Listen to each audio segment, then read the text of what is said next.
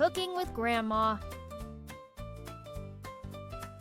Hawwa is spending the day with her grandma, and today they're going to cook something delicious together.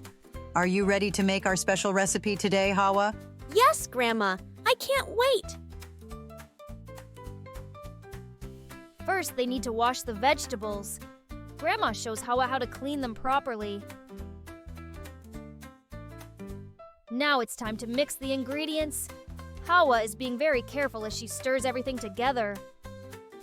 Look, Grandma, I'm doing it. Great job, sweetie. You're a natural chef. Grandma shows Hawwa how to crack an egg without making a mess.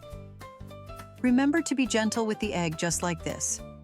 I'll try it next time. Now the food is ready to go in the oven. Hawwa helps Grandma place it carefully. As they wait for the food to bake, Grandma tells Hawwa stories about when she was little. When I was your age, I loved cooking with my grandma too. That sounds so fun. I love cooking with you, Grandma. After some waiting, the food is finally ready. Hawwa is so excited to taste it. Hawwa and Grandma taste their creation. It's delicious, and Hawwa feels proud. Yum! It tastes amazing, Grandma. That's because we made it together.